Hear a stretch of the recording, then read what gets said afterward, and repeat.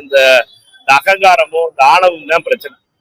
நம்மை பொறுத்த மட்டும் தொகுதி டீலிமிட்டேஷன்ங்கிறது வந்து ரொம்ப முக்கியமா தமிழ்நாட்டை வஞ்சிக்க போகுதுன்றதையும், தமிழ்நாட்டை பொறுத்த மட்டும் ஒரு டீலிங் நடந்துருக்கிறதும், தமிழ்நாட்டுல இந்த தடவை திருப்பி மோடி அரசு வந்து டீலிமிட்டேஷன் தோத்து போன டீலிமிட்டேஷன் ஏப்ரல் 17 தோற்கடிக்கப்பட்ட டீலிமிட்டேஷன் திருப்பி கொண்டு வருவதற்காக சரி செய்யப்பட்டிருக்கிறதையும் நம்ம எல்லாரும் பாக்குறோம். எல்லாரையும் கூப்பி எல்லா நாடாளுமன்ற உறுப்பினர்களையும் முதல் முறையாக ஒரு முதலமைச்சர், நான் 12 வருஷமா எம்பியா இருக்கேன், இதுவரைக்கும் 5 முதலமைச்சரை பார்த்திருக்கேன். எந்த முதலமைச்சரும் எல்லா கட்சி நாடாளுமன்ற உறுப்பினர்களையும் அழைத்து சீஃப் செக்ரட்டரி கூப்பிட்டு மீட்டிங் போட்டது கிடையாது. இது மாதிரி ஒரு முயற்சி எடுத்த தமிழக முதலமைச்சர் கூட்டத்துல மிக தெளிவாக இதை பற்றி விவாதித்து ஒவ்வொரு உறுப்பினருடைய முடிவும் கேட்டாங்க. கேட்டு தமிழ்நாடுடைய முடிவு என்ன எடுக்கணும் அப்படிங்கிறது இதை கொச்சைப்படுத்துவது என்பது அரசியல் நாகரிகம் கிடையாது. கூட்டத்துக்கு வரல, கூட்டத்துக்கு வராம டிமிக்கி அடிச்சு நீங்க வந்து அதை கொச்சைப்படுத்துவது என்பது நியாயம்தான். இந்த இப்படிப்பட்ட போக்கு தான் தமிழ்நாட்டுக்கு பாதகத்தை உருவாக்கும். நீங்க உங்களை பொறுத்த மட்டும் நீங்க தெளிவா யோசிக்க வேண்டியது, தமிழ்நாட்டுக்கு நியாயமான விஷயங்களை நம்ம எல்லாரும் சேர்ந்து பண்ணணுங்கிற ஒரு விஷயத்தை வந்து அரசியல் செய்வது என்பது ஏற்றுக்கொள்வது.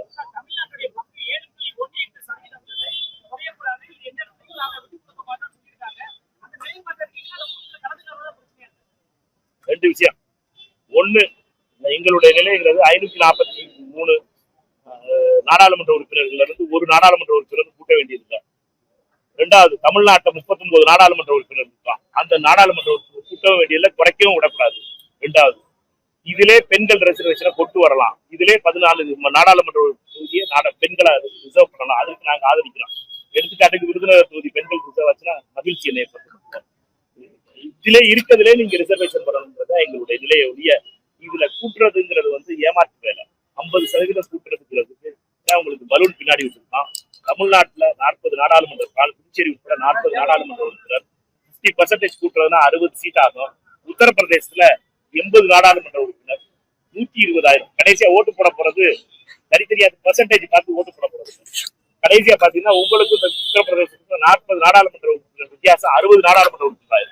60 நாடாளுமன்ற உறுப்பினர்கள் உத்தரப்பிரதேசத்துக்கு கூட கிடைக்கும். தமிழ்நாட்டுக்கு நம்மளுக்கும் உத்தரப்பிரதேசமான வித்தியாசம் கூடி போயிருங்கிறத எங்களுடைய அந்த இந்த நிலை. நாங்க சொல்றது எல்லாமே எங்களுக்கு delimitation, there is no fair delimitation. இது வந்து எந்த ஒரு மோடியை இது வரைக்கும் ஃபேரா எதுவுமே தமிழ்நாட்டுக்கு பண்ணது. அவர் எல்லாமே பண்ணது அன்ஃபேரா தான் தமிழ்நாட்டுக்கு இருக்காரு. அதனால நாங்க நோ டீலிமிட்டேஷன் தான் சொல்றோம். No delimitation, no increase of seats தான் எங்களுடைய நிலை.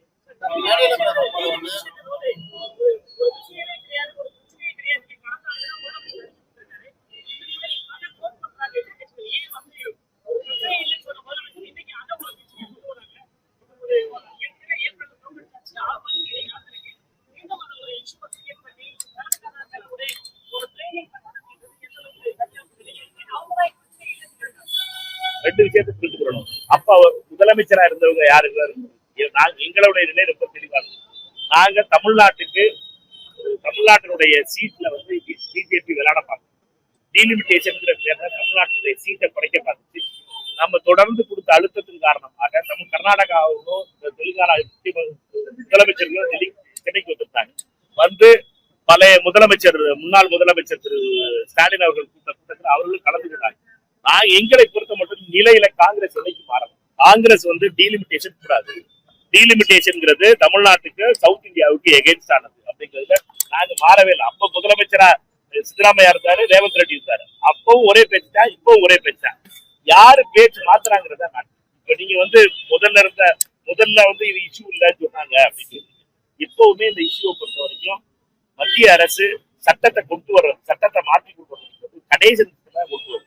அதுவும் அமித்ஷா வந்ததுக்கு அப்புறம் எந்த சட்டமுமே ரெகுலரா பப்ளிக் டொமைன்ல வைக்கிறது கிடையாது.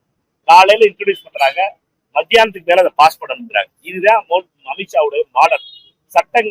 பாராளுமன்றத்தை ஒரு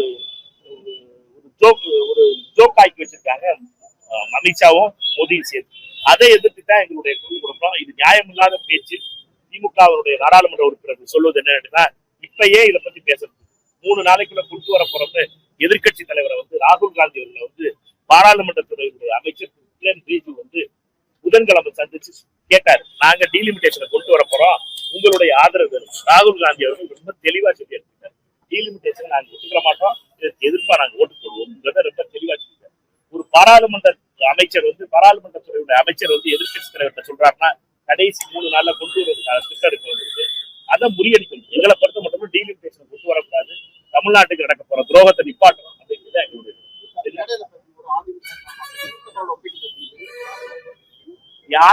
யாரெல்லாம் இந்த டீலிமிட்டேஷனுக்கு ஆதரவு கொடுக்குறாங்களோ அவர்களெல்லாம் ஏன்னா தமிழ்நாட்டினுடைய அதிகாரம் போயிடும், தமிழ்நாட்டுக்கு கிடைக்க வேண்டிய நியாயமான உரிமைகள் போயிடும்.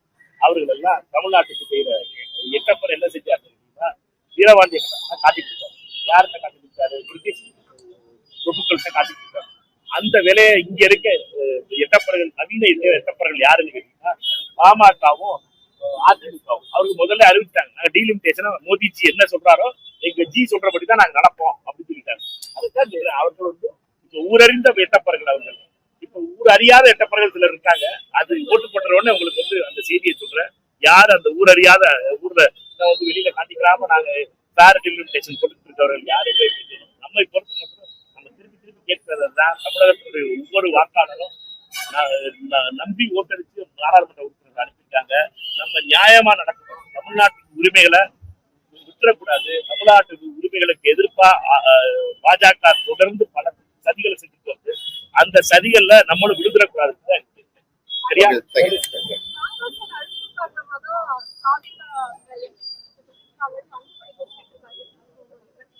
காங்கிரசுடைய அழுத்தம் அவருக்கு என்ன, அவருக்கு தான் அந்த அழுத்தம்னா ரொம்ப பழகி போன விஷயம். மோடிஜி அழுத்தம் கொடுத்த உடனே அவர் பேசாம இருந்துவாரு, அமித்ஷா ஜி அழுத்தம் கொடுத்த உடனே அவர் பேசாம காங்கிரஸ் காங்கிரஸை பொறுத்த மட்டும் எங்களுடைய நிலையில எந்த மாற்றமும் கிடையாது. டீலிமிட்டேஷன் அன்னைக்கு இருந்தோம், ஏப்ரல் 17ஆம் தேதி இருந்தா இப்பவும் இருக்கும்.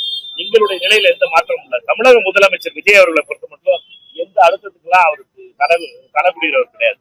அவர் என்னென்னமோ பண்ணாங்க அவரை, அதுக்கப்புறமா அவர் தனியால நின்று அது சண்டை போடுற பழக்கம் உள்ளவர். அதனால இந்த அழுத்தம் கொடுக்கறதுனா அன்புமணி அவர்களுக்கு தான், அன்புமணிக்கு அண்ணன் எடப்பாடியாருக்கு தான் அது பொருந்துக்க ஒழிய திரு விஜய் அவர்களுக்கு பொருந்தாது.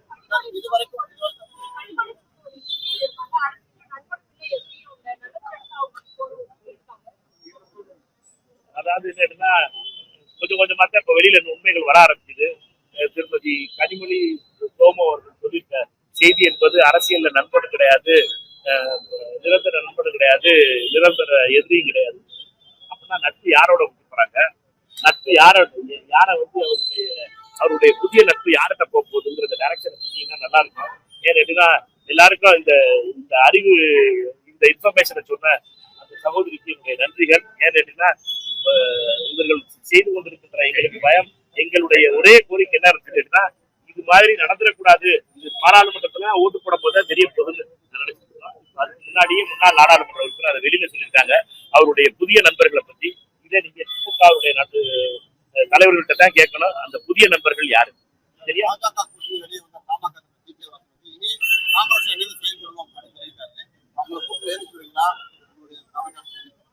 எங்களை பொறுத்த மட்டும் பாஜக தமிழ்நாட்டில் அழிஞ்சு, பாஜகவை பொறுத்த மட்டும் சிபிஐ சிபிஐ அவருடைய அரசியலே நடக்கும். அதை மிரட்டி தான் கட்சியில சேர்த்துருக்காங்க.